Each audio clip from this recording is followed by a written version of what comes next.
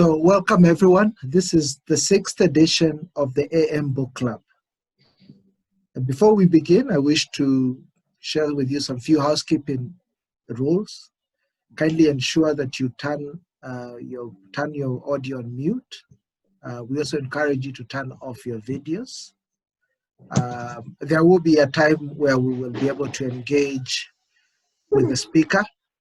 But in the meantime, just to ensure that you've muted your audio and also you've turned off your video. The other thing is, if you have a quiet room, please consider using that to ensure that we avoid disruptions. And with that, I think we'll begin now. So the AM Book Club is really focused on 3 key pillars, which is around books. We are a community of book lovers. The other key pillar is around mindset, and it is through this community that we continually expand our minds and develop mindsets that serve us to ensure that we live the best versions of our lives. And then the third and final one is on business. And the idea is to continually cultivate business skills that enable us to offer talents, expertise, anything that we have of value in exchange for money. A little bit about myself. I'm your host, Andrew Mutua. I'm the co-founder and the executive director of Alternate Limited. I have about 15 or so years experience in the ICT space, having worked across various sectors from hospitality to the non-profit to the telcos before I transitioned to now running my own business. I do also run a blog. The title is andymutua.com, where I read and review books and also, write topics of interest on that blog. So if you're interested, please take some time and visit the blog. For more about me, you can contact me through those lines, through my company address. You get us alternateltd.com to find out more about this. And now we come to the topic of today. We are privileged to have Mr. Ogwang. Mr. Ogwang is a renowned intellectual property lawyer, and he has taken the time and offered to share his knowledge and wisdom on this very profound topic on intellectual property. For me, this is a topic that it comes a lot, particularly as someone who runs a software development company. The idea of developing our own IP or intellectual property in the form of the products that we develop or in the form of either an approach, a procedure that we develop comes up a lot. But I must say, I think I'm fairly very not quite knowledgeable about the topic in as so far as how do I really fully harness it to benefit me, to benefit the company, and in a way that really distinguishes something that I offer out to the market. And that's why I think when Mr. Ogwang reached out to me to decide to take some time and share with us this very topic, I thought other people within the community might find it of use. And with that, without any further ado, I want now to welcome our guest speaker, Mr. Ogwang, to take us through this topic. Karibu sana, Mr. Ogwang. Thank you very much, Andrew, and good evening, everyone. Intellectual property is a very interesting subject matter, and just a few house rules on my part equally. We are not really going to deal with a lot of law. If you have a smartphone, I would advise that you download Intellectual Property Copyright Act of Kenya and read it for yourself just for fun. You can equally go and download the KIPI Act for trademarks and patents. And we are not necessarily going to have a conversation around the law. I'm not going to quote section this, article this. That is very boring and mundane. I wish to express the conversation around intellectual property in ways that you and we can identify with this form of property, this form of resource, in ways that you can begin to look at and say, so this aspect of my individuality, this aspect of my business process, this aspect of my creative expression can actually be a form of intellectual property. And so, what is intellectual property? I would really advise, in as much as Andrew is recording this, I would really advise that you just consider having a pen and a paper somewhere. There is a way, there is a very rare way. We have actually lost this rare art of unlocking the human brain. This is the human brain. This is not the human mind. So there is a particular way of unlocking the human brain, and all it takes in unlocking the human brain, one of the many ways of unlocking the human brain is a pen and a paper. So I might say something that might actually provoke another thought and provoke another thought. And so in full, you would be actually unlocking your own mind. So what is intellectual property? And I really want to hope that as Andrew had maybe shared with us and the flyer, maybe we took an interest to just look at what is intellectual property. And intellectual property, I want to give us 3 definitions of intellectual property, and then we will move subsequently to other areas of conversation. Intellectual property is a creation of the human mind. The problem is very few of us actually know where our mind is. You tell someone, where is your mind? And people will point this. No, this is not your mind. This is your brain. This thing between your ears is your brain. Intellectual property is the creation of the human mind. But when you just leave it at that, it does not meet the threshold of something that can be regarded as intellectual property. Let me give you a scenario, and I'm sorry for using this example. My neighbor has a very beautiful wife. So if I go about and I conceive an idea of stealing my neighbor's wife, and I go and act on it, given that I've created that thing from my mind, would that pass for intellectual property? Another neighbor of mine recently bought an SUV, a very attractive car. So if I go about stealing that car, does that pass for intellectual property? That if I'm arraigned in court, I will tell a judge, my lord, it is my intellectual property to steal my neighbor's wife, or it's my intellectual property to steal my neighbor's car.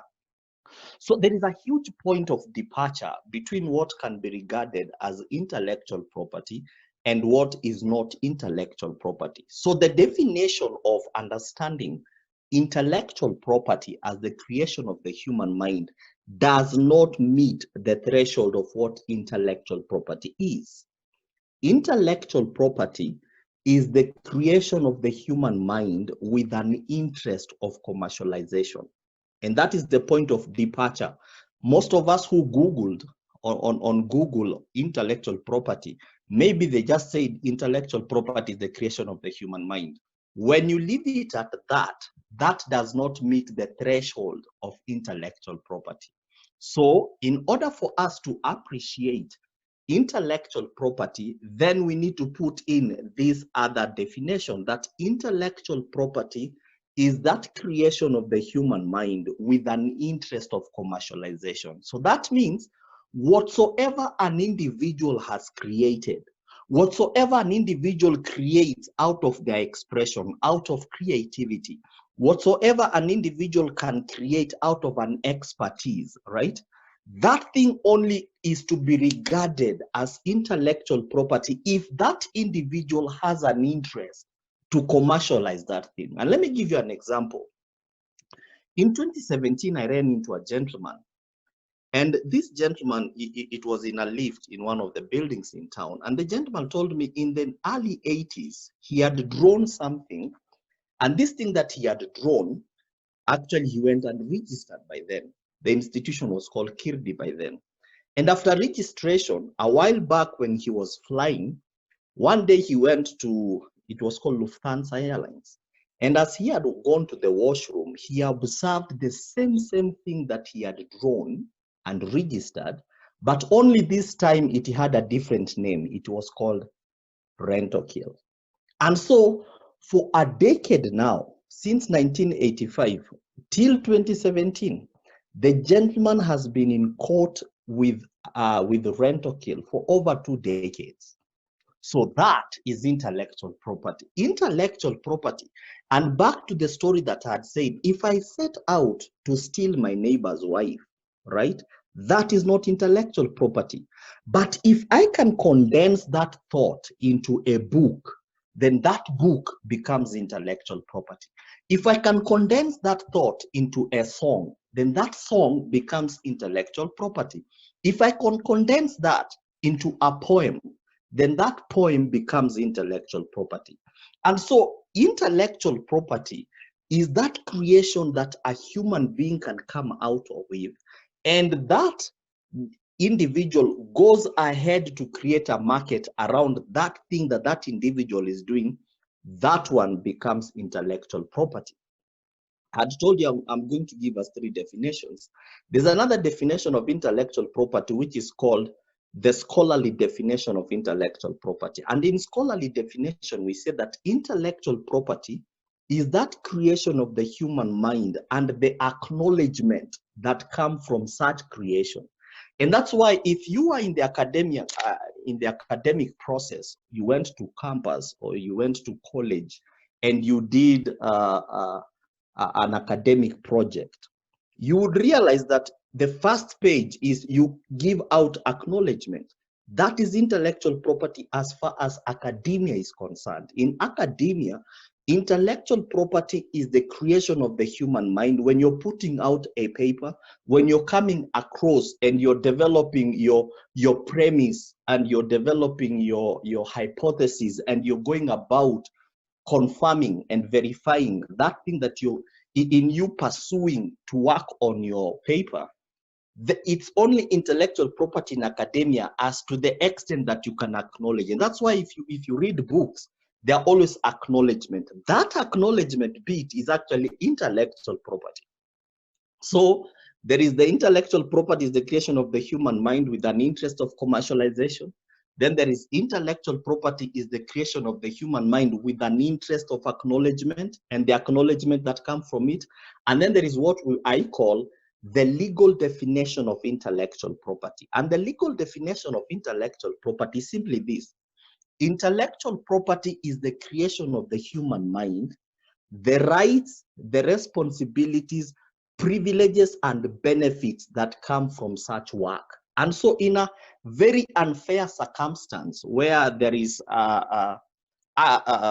argument between parties on who owns what, the courts of law are always interested in one thing: who has rights, who has privileges, who has benefits, and who has certain responsibilities. That is what excites judges, that is what excites lawyers and law students and even scholars, legal scholars. But I would go back to what we would call intellectual property definition in entrepreneurship. And in entrepreneurship, we are saying that intellectual property is that creation of the human mind with an interest of commercialization. So that means if I can come up with a phrase, if I can come up with a tune or a melody, if I can come up with a dance choreography, if I can come up with an invention, that invention does not qualify to be intellectual property not until a product, a service comes out of that thing that an individual has created. So intellectual property is with everyone. The only qualification that one must meet for one to be a candidate of intellectual property is simply this: do you have a head? If you can prove that you have a head, then chances are you have intellectual property that as at now you might not be aware of. The question has never been, do I have intellectual property? The question is only one, am I aware at the different variations, or am I aware at the different intervals intellectual property manifests itself in me as an individual, in the things that I am doing, in my environment? Because intellectual property, get this, every individual has intellectual property, whether they are aware of it or not. A 2-year-old has intellectual property. A 93-year-old has intellectual property.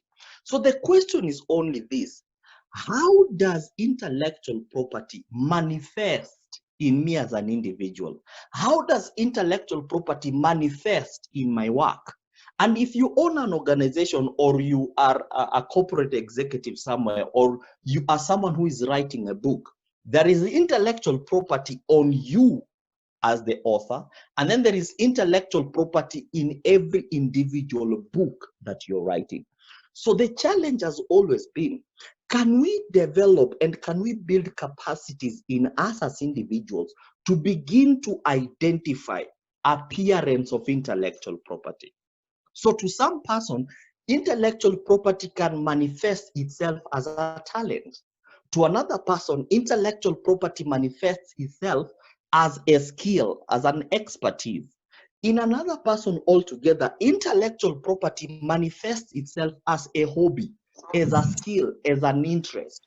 So every individual has diverse forms of intellectual property. The only challenge that we have is that majority of us, especially in the African continent, where intellectual property still remains the least exploited form of resource, we lack capacity to begin to identify intellectual property.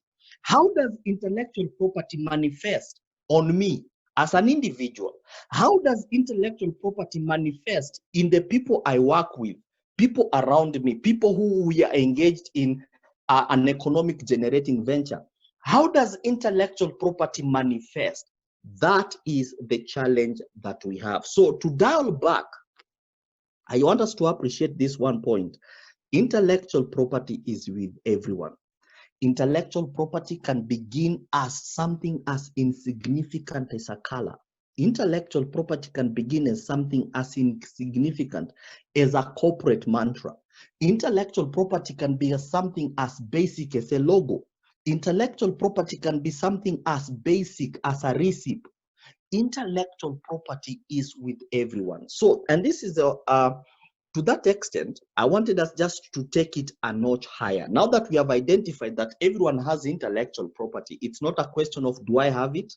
And it's not a question. The challenge that most of us, before we take it on a slight different tangent, the challenge with most of us is whenever you mention that word intellectual property, the first thing that someone thinks about, oh, you're talking about copyright, right? Oh.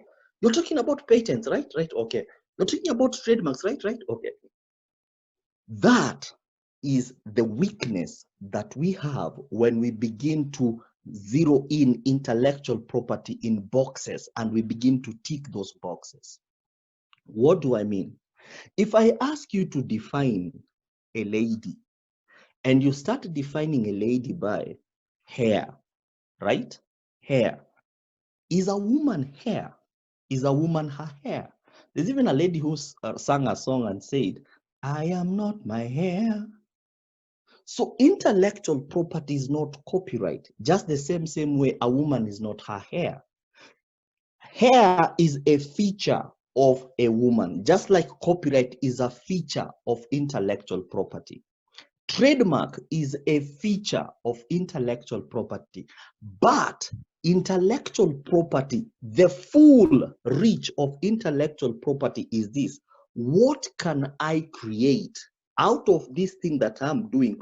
What market can come out of it? And so I wanted us to talk about what are the different forms of intellectual property, or in what other forms, regardless, you could be developing a book, you could be developing a book, working on a script, you could be someone who is gifted in coming up with stories, You could be someone who is extremely gifted in coming up with songs, melodies. You could be something, you remember back in high school or in school or even in colleges, there was someone in your class who would call someone a name and that name for some strange reason would stick, right?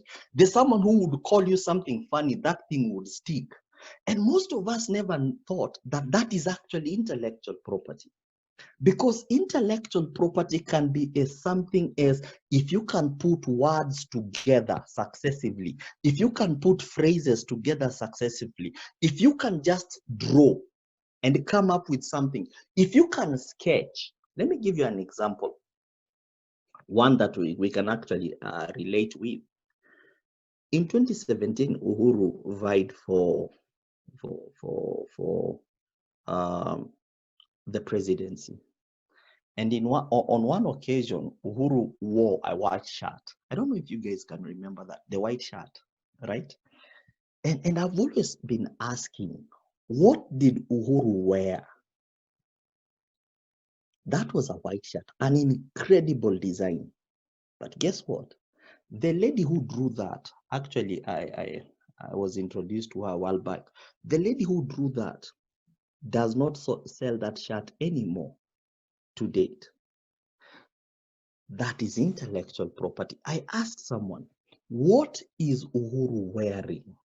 That day, Uhuru did not wear anything. Just imagine if that shirt bore someone's name, what we would call a trademark.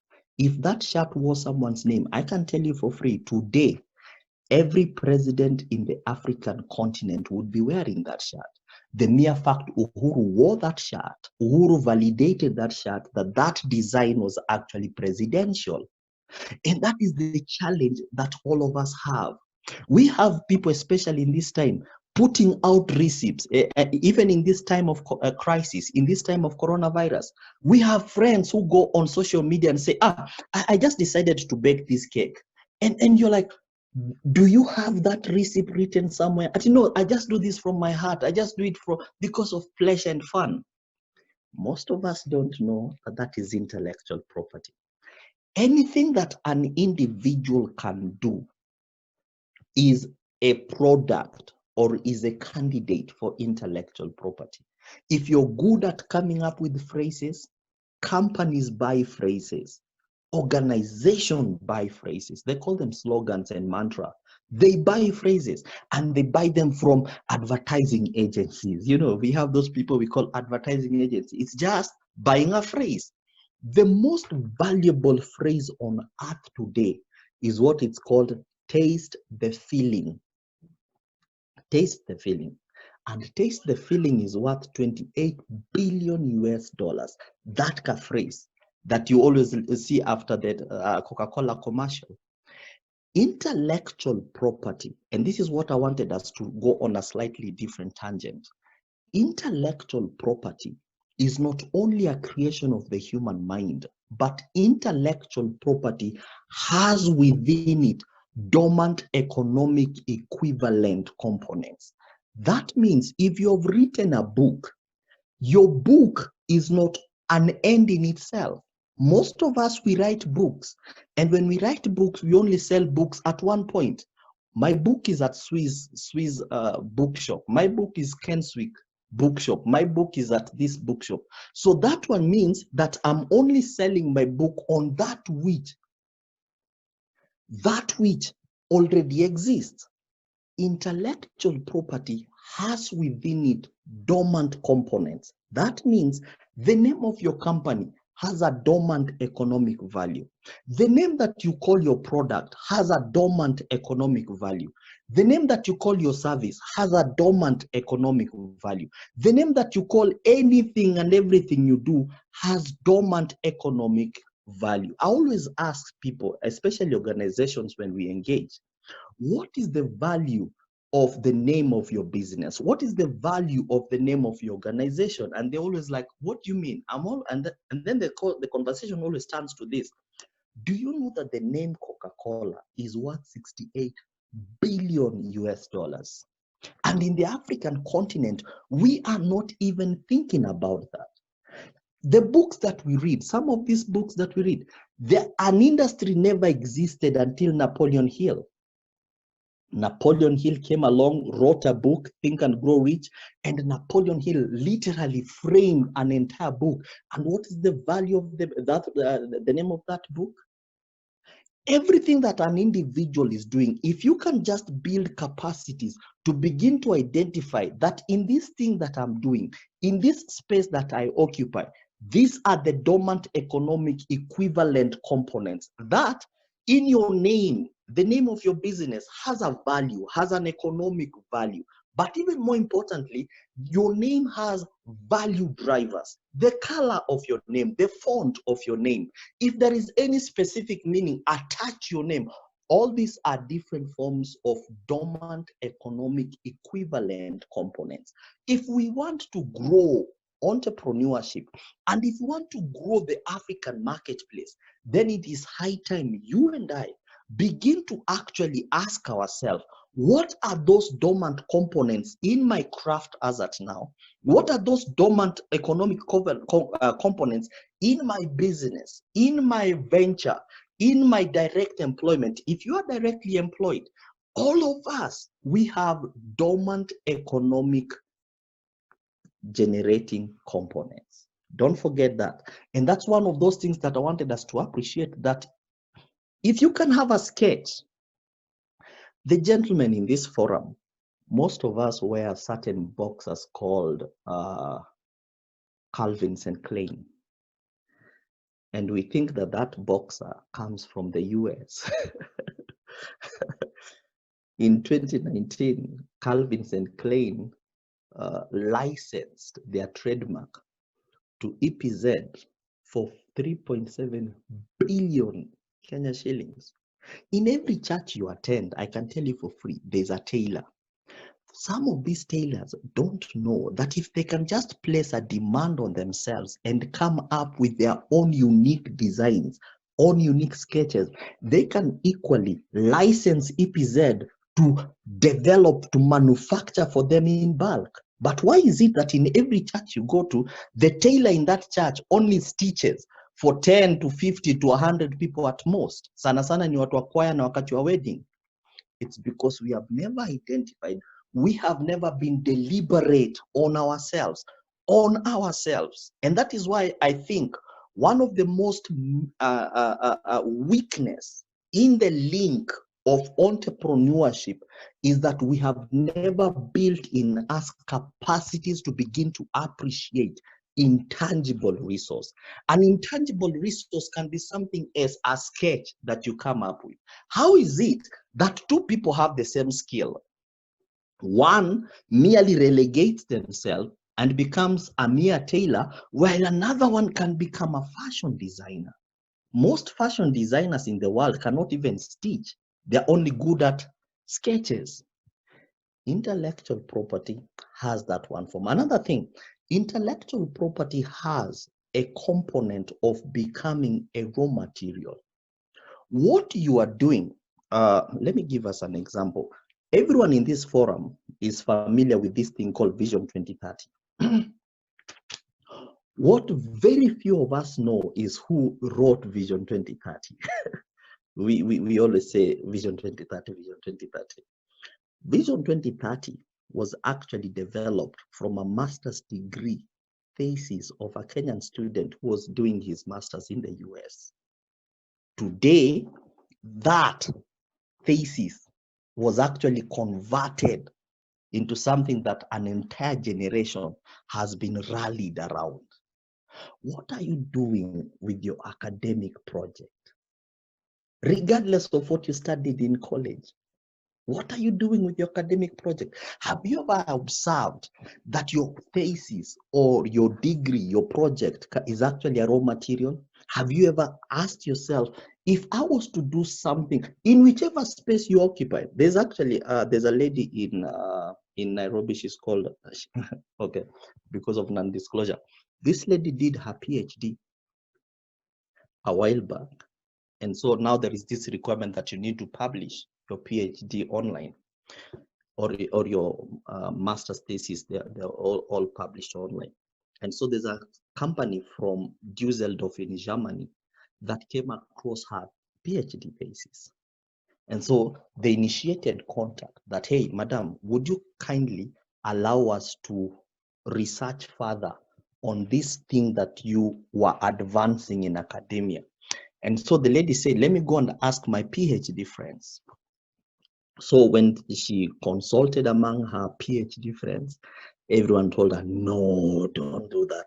They will spoil the overall character and integrity of the body of your work. Some of those big words with very little meaning. So in one way, out of sheer luck, she got contact to my business card. And in consulting, I asked her, Dr. What have you done? And so she said, there is this requirement now that we need to publish our work. And I'm like, okay, that much I think I can figure out. But the question was this, Dr. What have you done to academia? And it's very important that the rallying call of this platform is books, mindset, and business. Most of us, if at all ulienda shule hapa hivi in this forum, na hata uko na the most basic like certificate or even a diploma, guess what? You have knowledge that can be converted into a raw material that a government, an organization somewhere can develop policies and programs from such. The only problem is you don't have the capacity to identify the intellectual property components in what you are advancing. That is the only problem. That is the only challenge. And so every one of us, we have written papers, we have written academic materials that we cannot exploit. At the end of the day, we cannot exploit. They're just gathering dust in a library somewhere. Intellectual property is a form of raw material. If you can come up with a phrase, that phrase can be converted into something else. If you've come up with a book, that book can be converted into something else. It reminds me of a gentleman that I interacted with in 2016. I was at my office somewhere along Wayaki, and so I was watching TV. And so this gentleman comes on, he's a motivational speaker. So he comes on, and I watch what he was saying. And so I just took my phone, went through the email, the website he had given, sought him out, got his number, and this is what I wrote him. I told him, so and so, my name is Ogwang Omuga. I'm an intellectual property lawyer. You see this book that you've put out there? Intellectual property can open up for you avenues you've never known existed. Because everything an individual does is a form of raw material. 1 year later, from the book that the gentleman had written, the government of Kenya developed affirmative action programs and policies for the entire prison industry. You don't want to know the amount of cash that gentleman made. Everything that an individual has, if it's a style of dancing, it can be converted into another thing. If it's a way of singing, it can be converted into another thing. Whatsoever you're doing up to now is not an end in itself. Whatsoever, and that's where most of us miss it. The mere fact that 100 people can go out and buy your book, and then they were like, let me just die as a writer. Let me just die as an author. No, something else can come out of it. When you place a demand on yourself, when you place a demand on your craft, when you place a demand on that thing that you're doing, then multiple avenues can come out of. If you've written a book, know this, that book can actually create an industry out there. In intellectual property, and this is one of those areas I'm exceptionally good at, if an industry has not come out of what you're doing, just know this, you have wasted that idea, you have wasted that product, you have wasted that service. In everything that you are doing, when you place a demand on yourself, an industry should actually come out of what you've done. Let me ask you, before M-Pesa, right? What did we have before M-Pesa? Before M-Pesa, we had something called Telegram. Those of us who are slightly older, you remember Telegram? Okay. We had Telegram. That gentleman that developed M-Pesa did not do anything new. He just developed something that took Telegram out of business. And out of that, M-Pesa is today an entirely new industry. Most of us use Uber, right? What did Uber do? Uber set up an entirely new industry, singularly on their codes. Singularly on their code. And the same thing is what Airbnb did. And the same thing is what any WhatsApp has done the same. Facebook has done the same.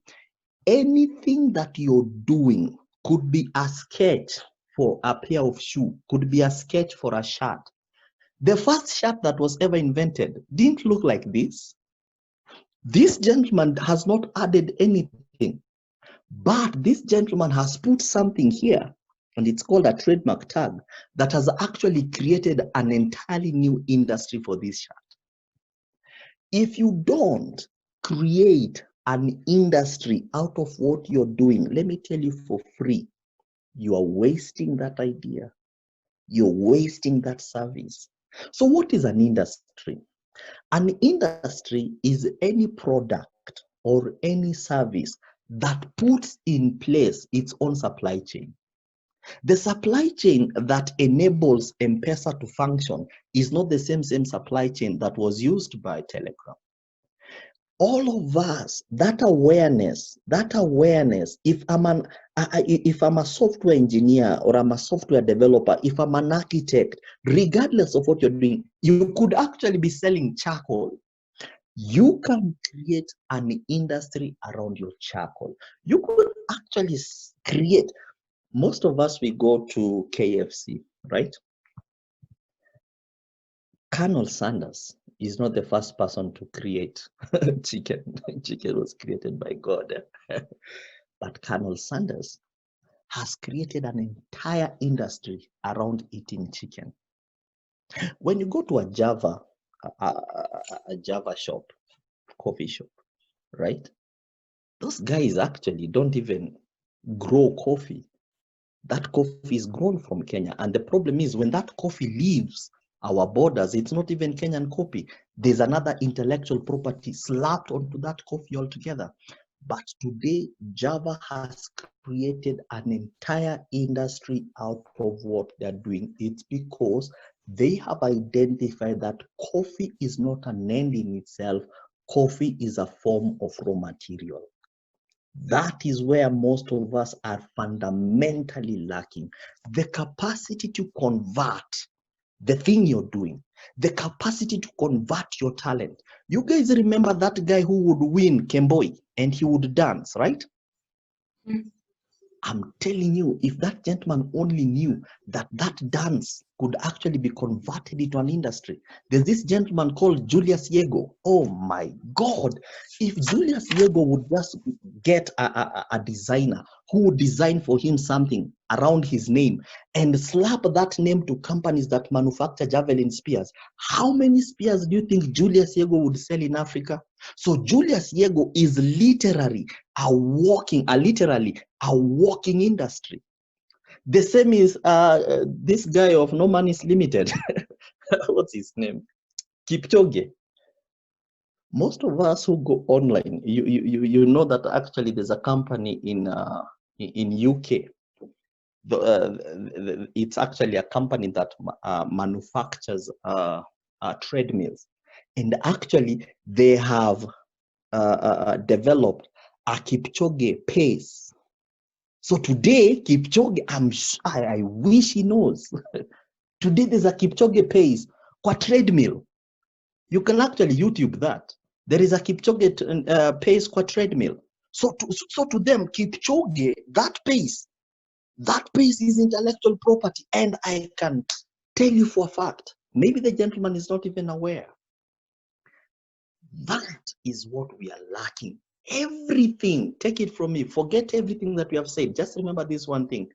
Everything about you should actually create an industry. And we have said an industry is any product, any service, any value proposition that an individual brings to the marketplace.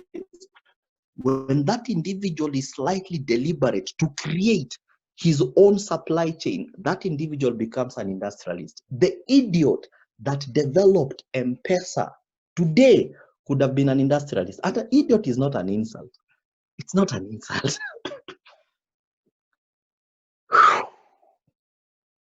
The future for us to be competitive, the future for us to be competitive is for every one of us to begin seeing intellectual property in everything you do, to begin seeing intellectual property in everything about you. Do you have a funny sound or a funny style of laughing? That is your intellectual property. Do you have a sense of humor around you? That is intellectual property. Let me finish up with this and then I will address a few questions. Most of us who listen to music,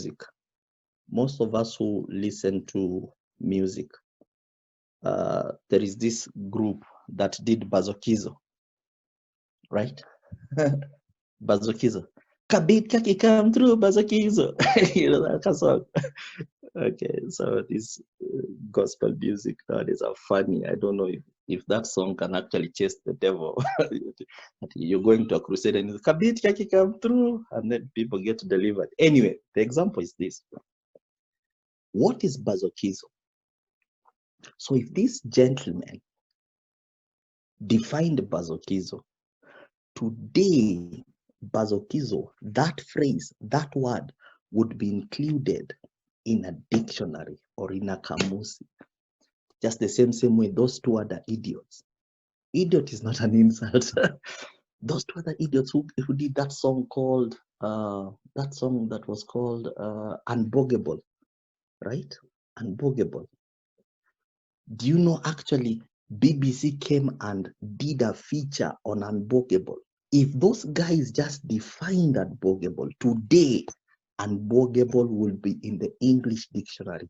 And these young men would earn till they die, till their children's die, till their children's die, to 1,000 generations. Just the same way there was a row between Kenya and Uganda. Who came up with the phrase border border? Why? Because border is on its way to be adopted into the English dictionary, and they were asking which government should actually own royalties from that. So today, if these guys who did Bazokizo, right?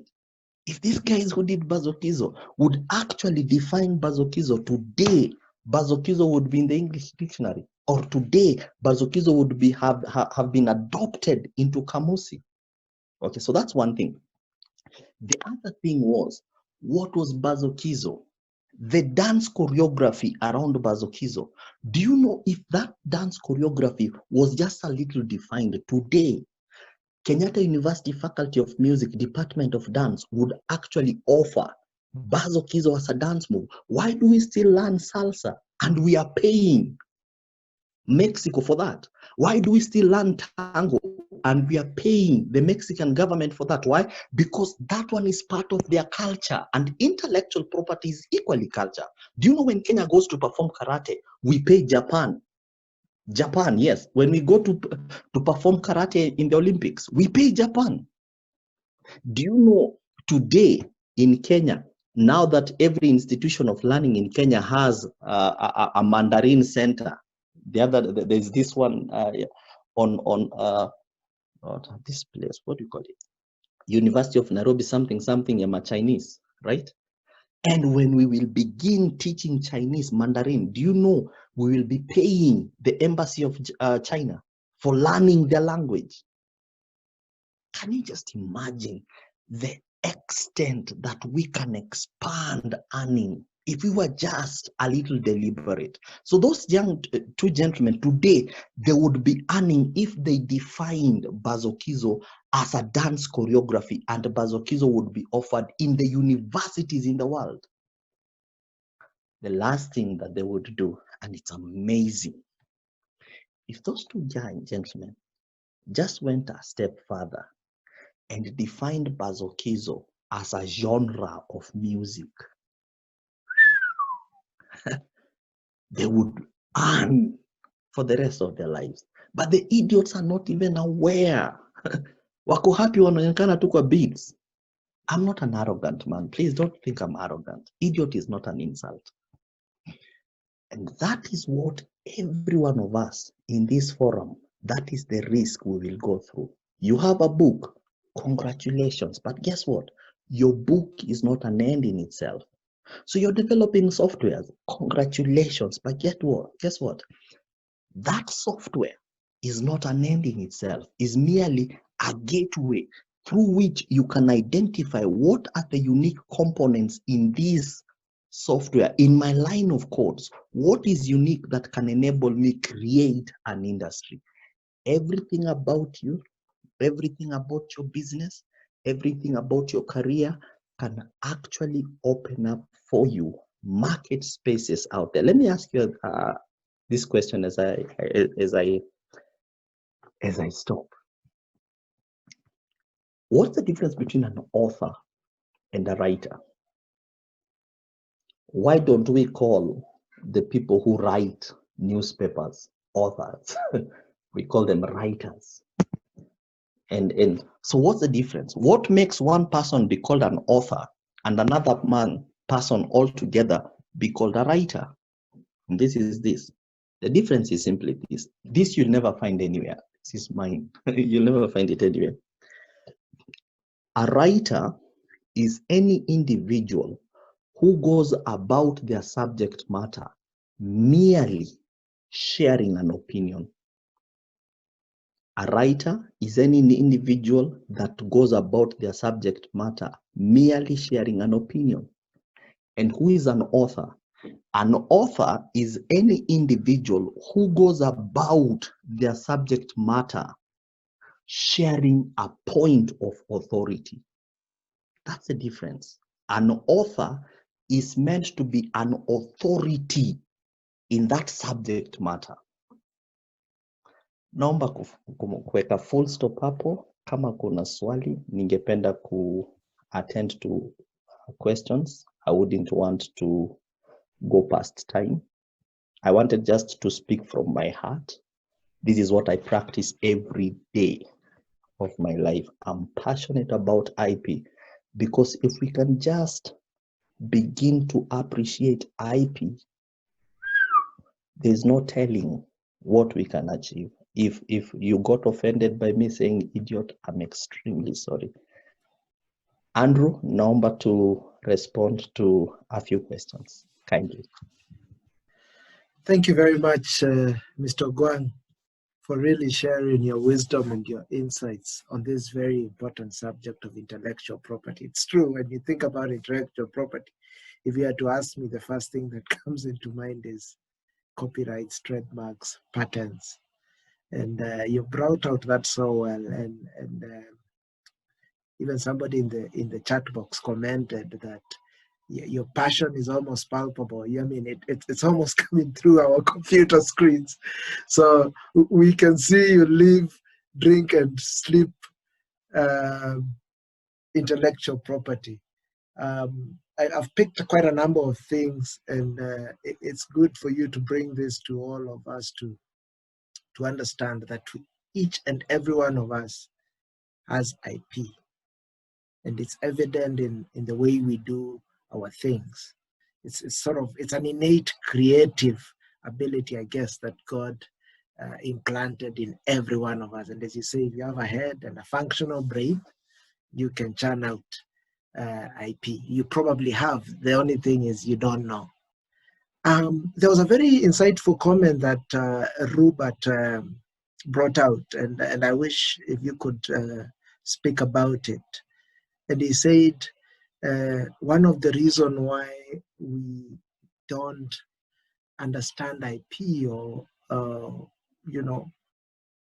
get to harness it for our benefit is we don't document. Our cultures are oral, and I don't know if there's you could speak more to this. And how can we begin? How can we begin to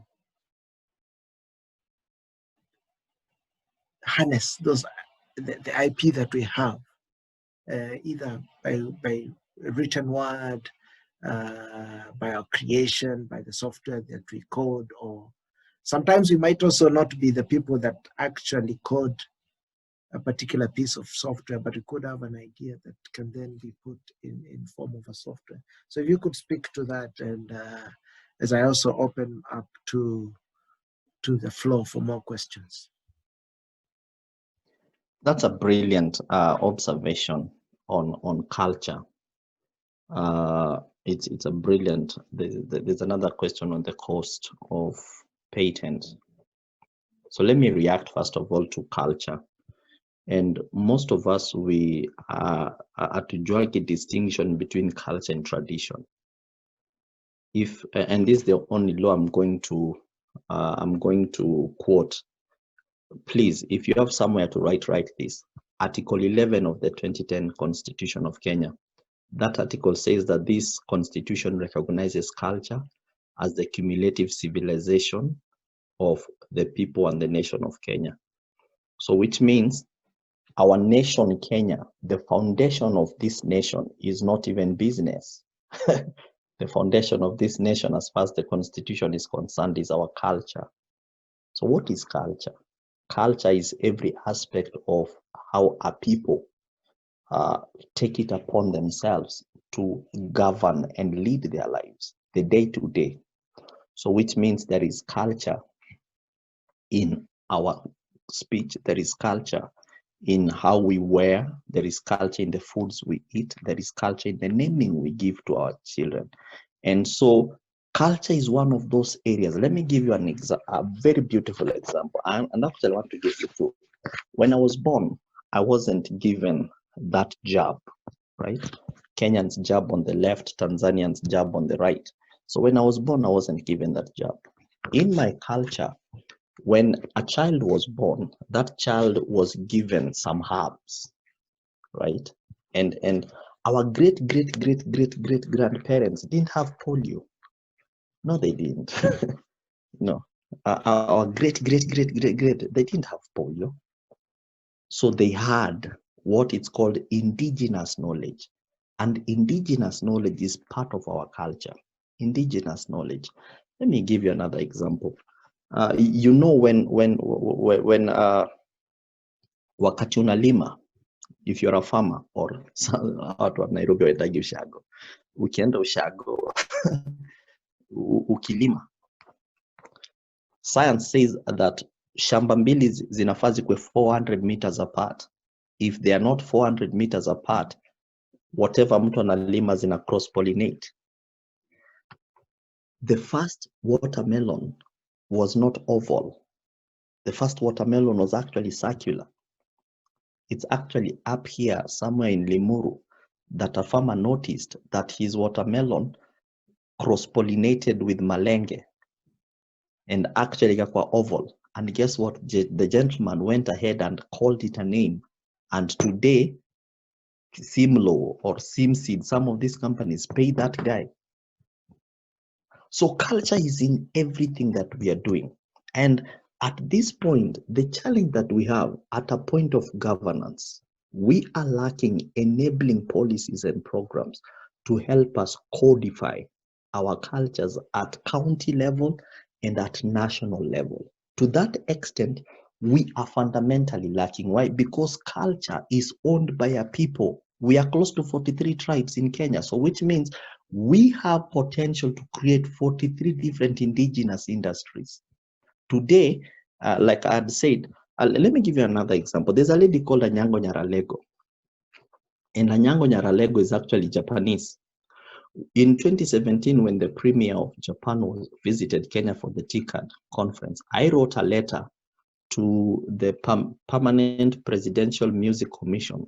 The gentleman is called Dr. Otoyo. And I told that gentleman we should actually sue the Japanese government for infringement on our culture. That girl calls herself Anyango. Go to Japan, try calling yourself Kwonlieta. Go to Japan, try calling yourself PhD. You will not.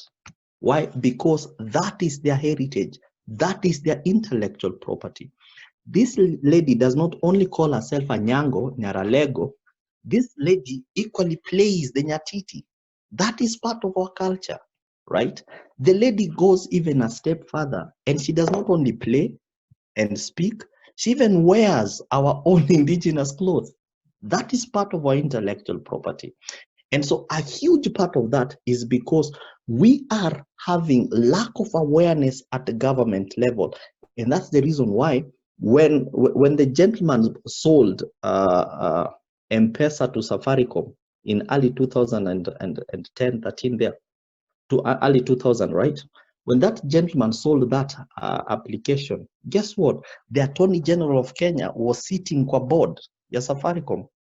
But when Vodafone bought a substantial percentage of Safaricom, Vodafone identified, they did an intellectual property audit. They identified the cash cow of Safaricom was M-Pesa. Today, M-Pesa is registered as a product of Vodafone in Britain. So there is that mismatch from a point of governance, because a huge part of this will require legislation. That is where kuna shida. How do kuna shida? So that's a good question. Another question is, what is the cost of patent? The cost of patent. What is a patent? Why would someone need a patent? Why would someone need a patent? And so this is a patent. There are two types of patents. There is something called a utility patent, how something works. And then there is something called a product patent, how something is designed. You've seen that Coca-Cola bottle, right? That Coca-Cola bottle, even if it's a blind person, umpate Coca-Cola bottle, atafanya hivi, and then they will fill the rings. That is utility patent. Why is Coca-Cola? So a patent is on formula. If you've come up with a chemical formula, that is actually one of the things that someone can get a patent. I don't care. You go to the moon, switch lights, it will go always do, you know, hakuna light utaizima itoke kwa hiyo sauti ya. That's part of their patent. So a patent is that monopoly that government gives to an individual. Government gives to an individual for a specific duration of time. So majority of us would go for patents. Why isn't the Coca-Cola formula patent? Why is the Coca-Cola formula a trade secret? So the cost of patents is actually a very elaborate cost. And that's why I'd said Apple earlier, kindly just download the KIPI Act and you'll find the costings of patents Apple on a utility patent or on what would come from a utility patent, and you develop an industrial product out of that, the entire costing is there. But even more importantly, can we find innovations in our day-to-day? If you write a letter, for instance, and you write a letter in a specific way, I always tell people, if my office shoots you a letter, you will know it's from us. We have a unique way that we have invented for purely shooting out our letters. That is our intellectual property. So while I might not give you the exact costing of filing a patent, because there is not, this is not like copyright. The cost of registering for a copyright is 1,000 shillings, but the cost of a patent is actually very varied, because when you're defining a patent, every aspect of you defining that patent will attract a costing. So it's not a one size fit all. Coca-Cola, that bottle has a patent, that design has a patent, and a lot of stuff have patents. Toyota, they have patents. So the question most importantly is for us to have awareness to identify our forms of intangible resources. Jika kuna kwa swali nyingine?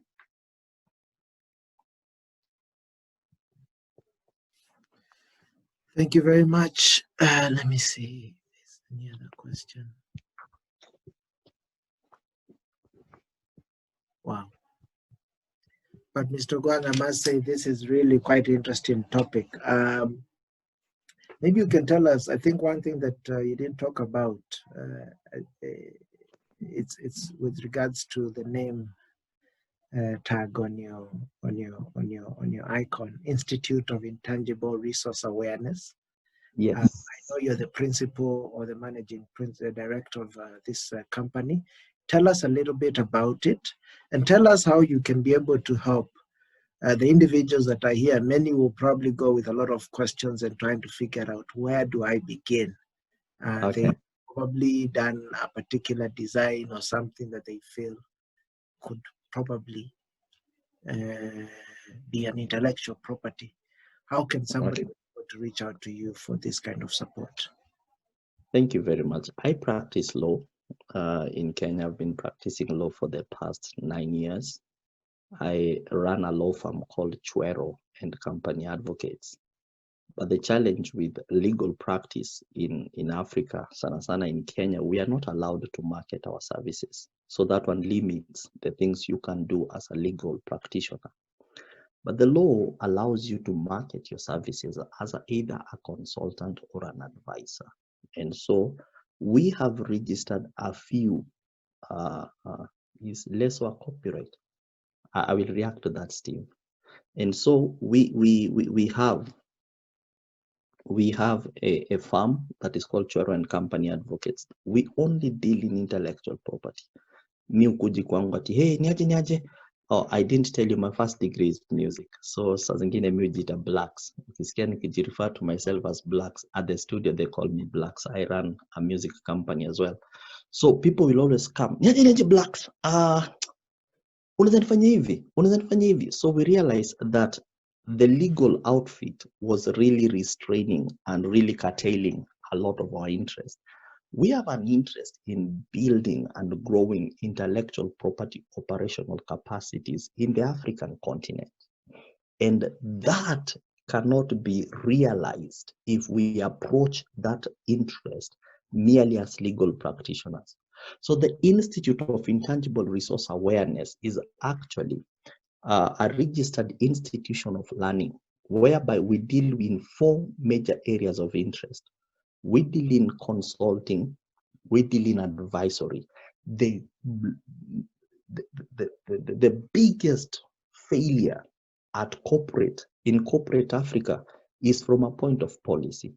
And there is no way we can influence policy if we don't sit at policy table. I always tell people, if you don't appear at a policy table, you don't exist. You don't exist. So the question is always, how then can I convert what I'm doing and create a position for me at policy formulation table? So we have an interest in consulting, we have an interest in advisory, we have an interest in research. And research is one of those areas whereby we are fundamentally lacking, so that even when it comes to coming up with decisions at organizational level or even at individual level, we are lacking enabling awareness to inform our decision-making processes. So we are interested in research. And one last thing that we're interested in, we are interested in training. We have a training platform. It's called www.iira.co.ke/LMS, which is our learning management system. And we are offering a wide array of catalog on intellectual property. Are you a human resource practitioner? We have a program for you. Are you someone in strategy? Are you a writer? Are you an author? Are you, regardless of whichever space? So this catalog is on our learning platform, which by the grace of God, we are trusting that we will convert this to the first of its kind institution of learning, whereby we'll be offering certificates, diploma, and degree programs on intellectual property. There's a gentleman who asked, and I would actually invite all of us, if you wish to learn this much more, Andrew has actually shared with us the website. Just register. We are constantly updating it. We launched it last week. Now we are working on content that will go onto some of this platform. A gentleman asked, is less of copyright? The word leso, what is leso? Leso ni kile kale kujifunga, si ndio? The word leso, to the extent that it is distinguished from something else, the word leso can be a trademark. A trademark is anything that distinguishes something. The word leso equally can be an industrial design, that you can develop an industry around the object of that word. So that word leso, more importantly than merely being a word, that word leso, the thing that is attached to that word leso, created a product that product is defined around an industry. Sijui kama unaelewa, Steve. And then the word leso can actually be protected actually under a copyright. The thing that all of us need, and let me tell you, intellectual property is a very funny thing. That one thing can have different layers of intellectual property. Do you know, ukifungua ile chupa Coke, there's always that thing that goes. Do you know that's part of the intellectual property? Hakuna kokutai fungua anywhere on earth, hata uende on moon. Hakuna kokutai fungua ikose kufanya. Do you know that taste of Coca-Cola? Do you know that's their trademark? Do you know that the color of Coca-Cola, the font of Coca-Cola, the shade of red, the shade of black, that texture? So one thing, one product of intellectual property can have as many as intellectual property layers around it. So it's most of us, when we just go for a one size, is this less of copyright? When you go for copyright, there are other things that you're losing out. But even more importantly, the challenge here is one thing.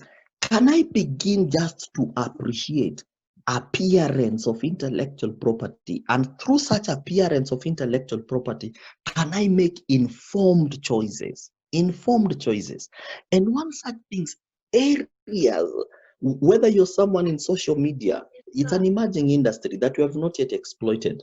Coaching and consulting is an emerging industry in Africa we have not yet actually exploited. What we really need to do is for us to begin having interest and having desires to explore our diverse forms of resources. We started at 7:40. Aki Andrew, I would wish kusimama hapo hivyo ni 7:44, and I'm extremely sorry we have moved now 4 minutes. Yeah, I see we've actually gone beyond time. So kindly, there are two people that have just raised their hand. If you could kindly put your questions, I'll ask Mr. Ogwang to address those, and he will respond directly to you, I think, even after we close the meeting.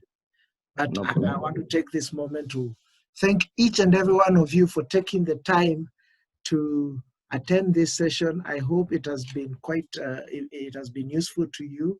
As you can see, there's a lot of interest. There are more and more questions coming in as we continue discussing more of this topic. And Mr. Gwang, I really want to appreciate you also for taking the time to share your wisdom and insight. I think this is a never-ending conversation. There's quite a lot. I mean, as you are explaining about our cultures, what we have, I just saw a lot of richness that we haven't quite appropriated to the fullest extent. And we do need to do this because we have a lot to offer the world, and we should earn out of it. So if you can please just write to me your question, I will follow up with Mr. Ogwang on those specific questions, and I'll have him respond to those. Thank you very much, everyone, for taking the time to come and join this session. We appreciate. We'll be sharing a recording of this to each and everyone. And I think there'll also be some notes that will be sharing with us. Take a moment, go to the website that we've shared. I've put it on the chat box. So if you want to learn more about intellectual property, go and register and sign up for some of those courses so that you can see how you can make benefit. But otherwise, thanks very much. Good night, everyone. Good night.